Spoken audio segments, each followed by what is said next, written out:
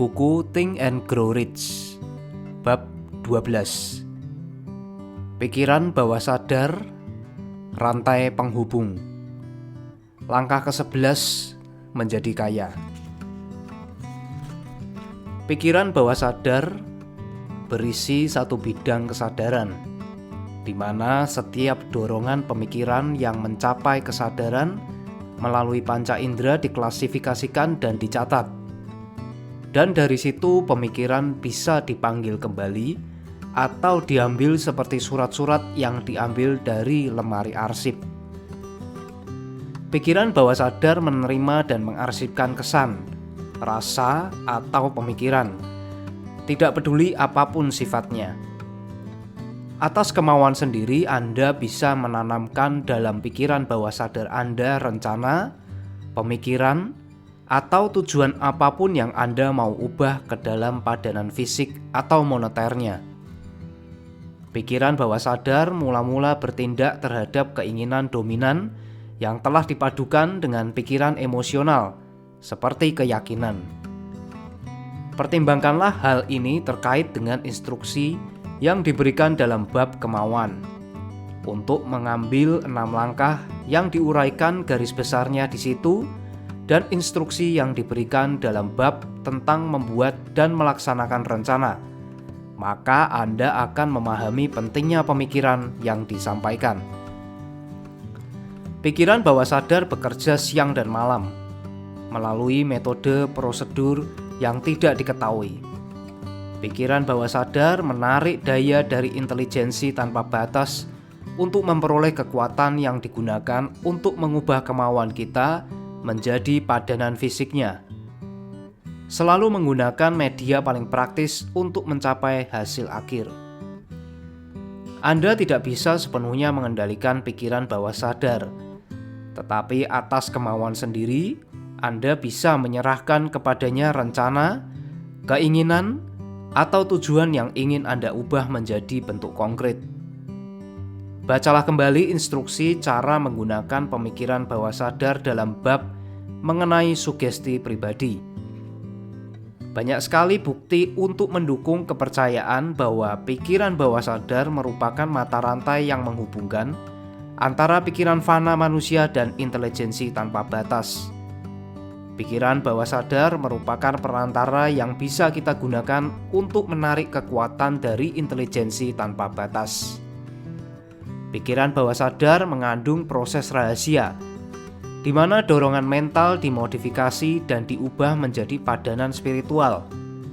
Pikiran bawah sadar merupakan media, di mana doa dikirimkan menuju sumber yang bisa menjawabnya. Kemungkinan upaya kreatif yang terkait dengan pikiran bawah sadar sangat banyak dan tidak terukur. Semua ini membuat orang merasa takjub. Saya tidak pernah membicarakan pikiran bawah sadar tanpa merasa kerdil dan rendah, yang mungkin karena fakta bahwa seluruh pengetahuan manusia mengenai hal ini sangat terbatas. Faktanya, pikiran bawah sadar adalah media komunikasi antara manusia yang berpikir, dan intelijensi tanpa batas adalah pikiran yang hampir melumpuhkan pertimbangan akal.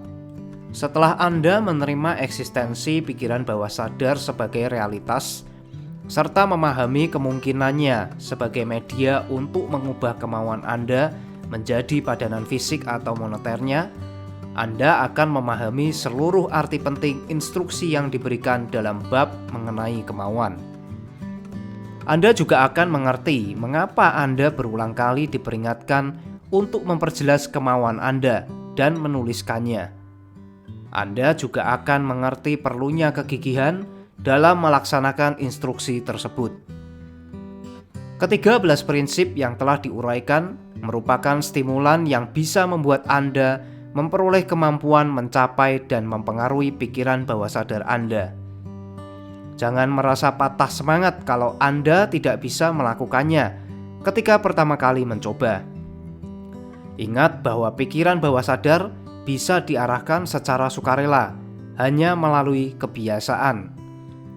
Di bawah pengarahan yang diberikan dalam bab tentang keyakinan, Anda belum punya waktu untuk menguasai keyakinan. Bersabarlah, tekunlah. Banyak pernyataan dalam bab tentang keyakinan dan sugesti pribadi akan diulang lagi demi pikiran bawah sadar Anda. Ingat, pikiran bawah sadar Anda berfungsi secara sukarela, entah Anda berusaha mempengaruhinya atau tidak. Hal ini tentu saja menyatakan kepada Anda bahwa pemikiran tentang rasa takut dan kemiskinan serta semua pemikiran negatif berlaku sebagai stimulan bagi pikiran bawah sadar.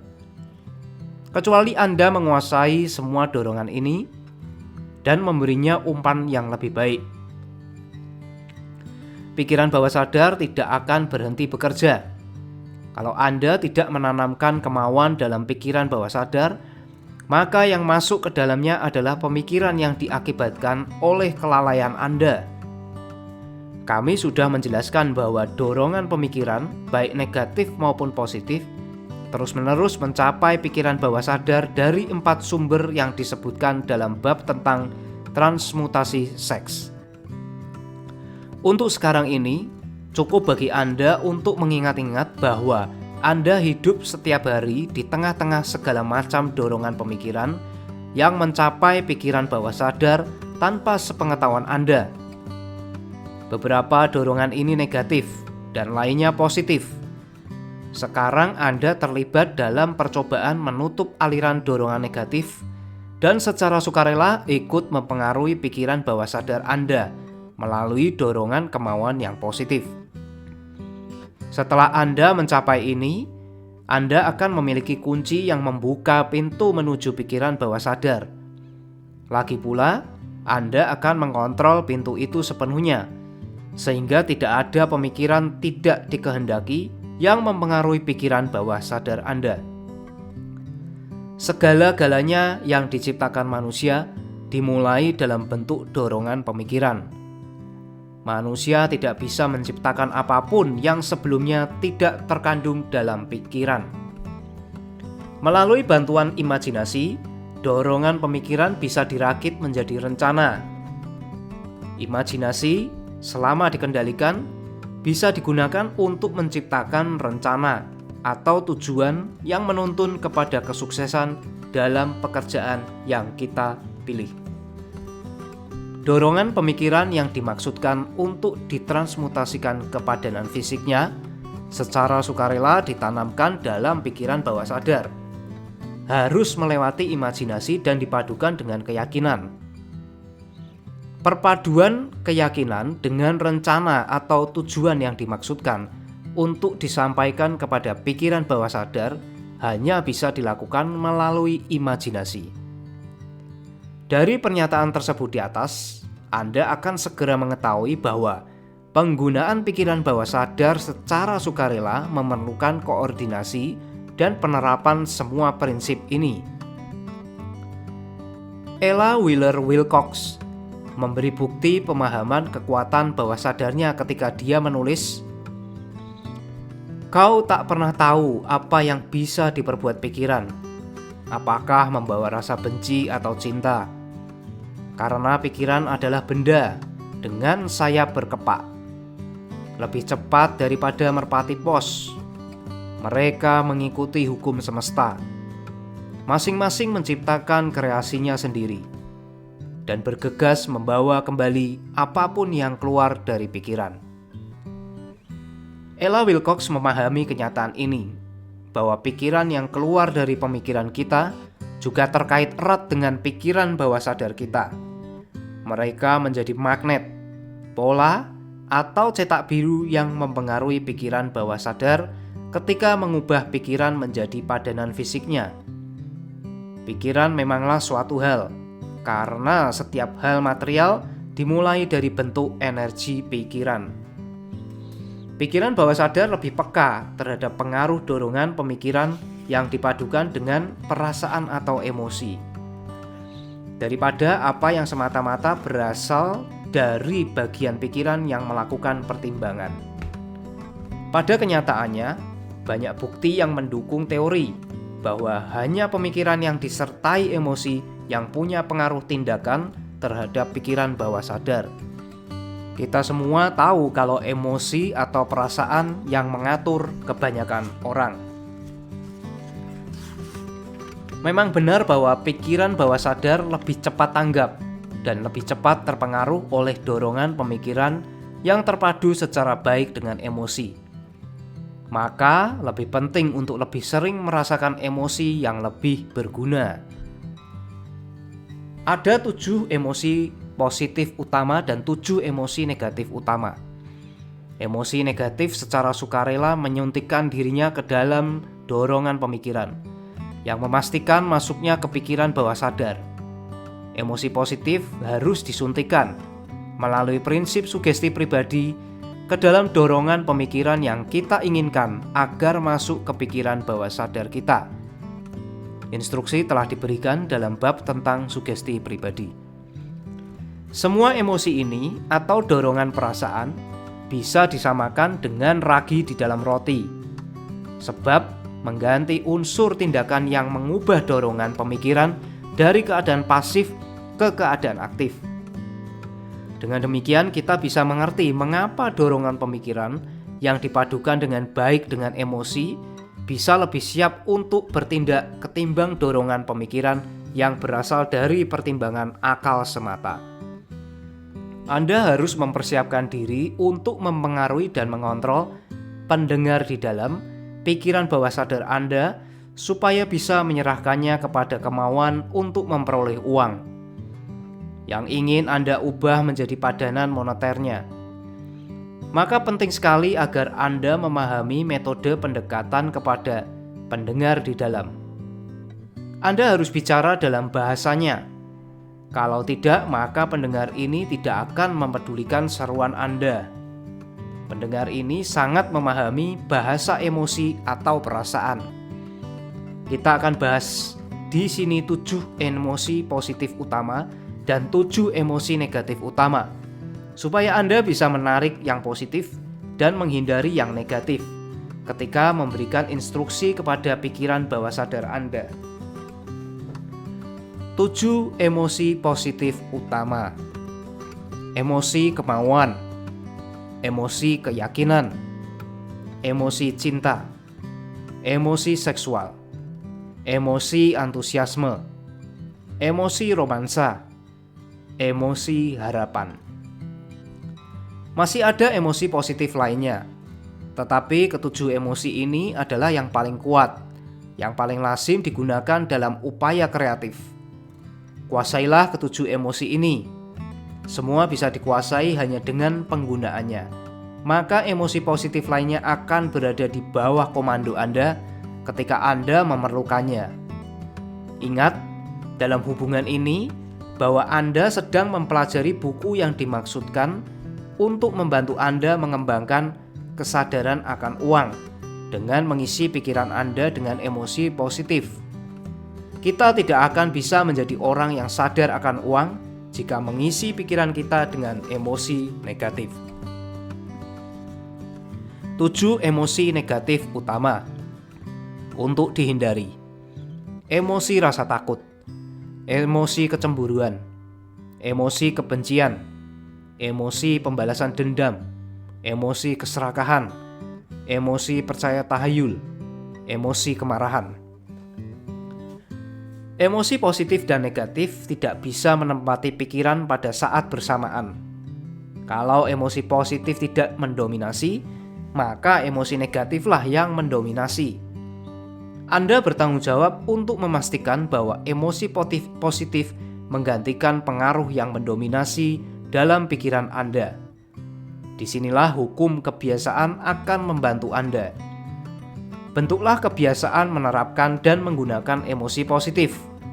Akhirnya, emosi positif akan mendominasi pikiran Anda sepenuhnya, sehingga emosi negatif tidak bisa memasukinya. Hanya dengan mengikuti instruksi ini setepat-tepatnya dan terus-menerus, Anda bisa mengendalikan pikiran bawah sadar.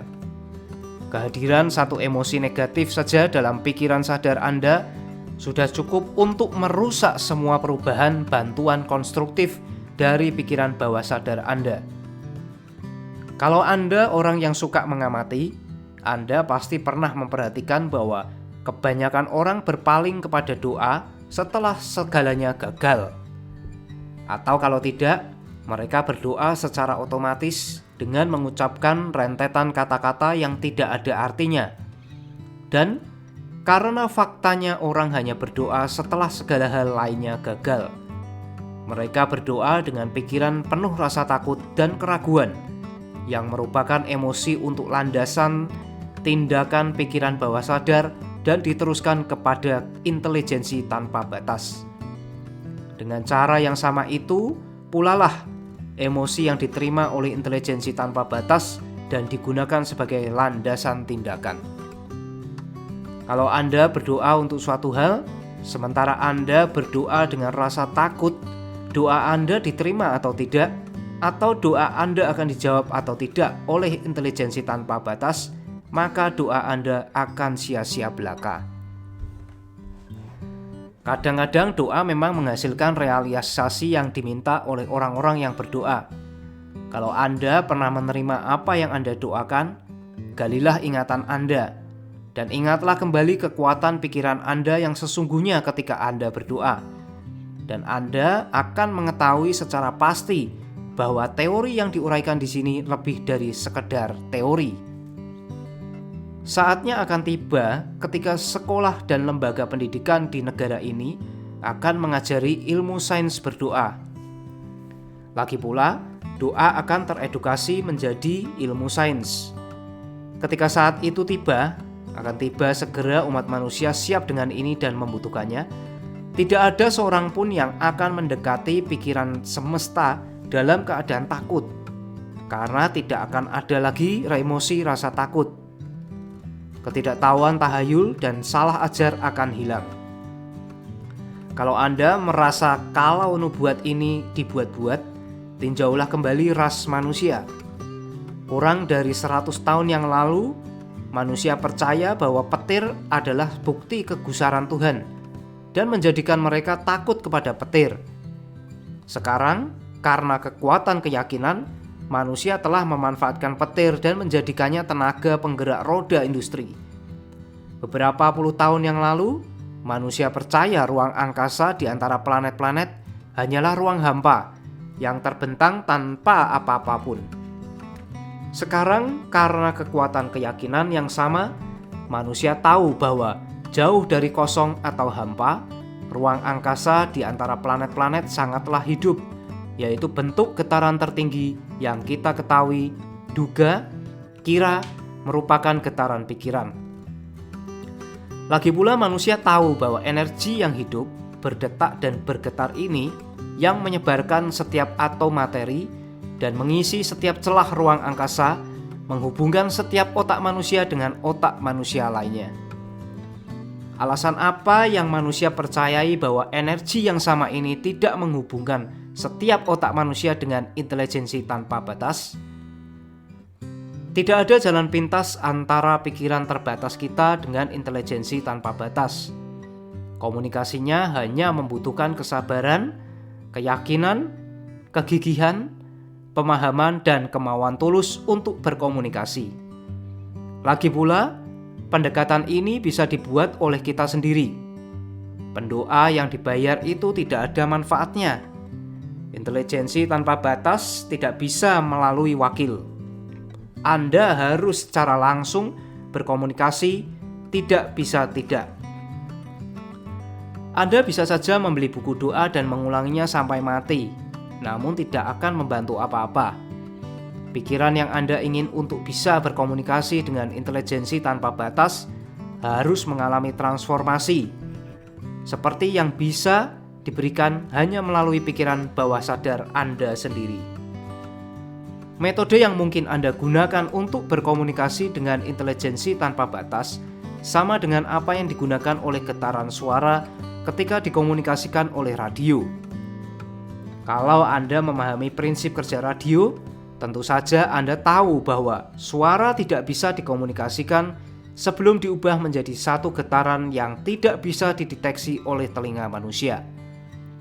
Stasiun pemancar radio memungut suara manusia dan memodifikasinya dengan meningkatkan getarannya jutaan kali, Hanya dengan cara inilah energi suara bisa dikomunikasikan melalui udara. Setelah transformasi ini terjadi, energi yang aslinya dalam bentuk getaran suara dibawa ke pesawat penerima radio, dan pesawat penerima ini mengubah kembali energi tersebut ke getaran aslinya sehingga dikenali sebagai suara. Pikiran bawah sadar merupakan perantara yang mengubah doa kita menjadi bentuk yang bisa dikenali oleh intelijensi tanpa batas, menyampaikan pesannya dan membawa kembali jawabannya dalam bentuk rencana atau ide yang pasti untuk mendapatkan benda yang diminta dalam doa.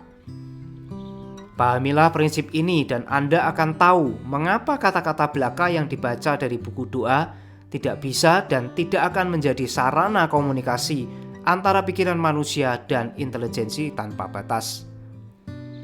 Sebelum doa Anda meraih intelijensi tanpa batas, pernyataan teori penulis saja, doa mungkin ditransformasikan dari getaran pikiran awal menjadi getaran spiritual.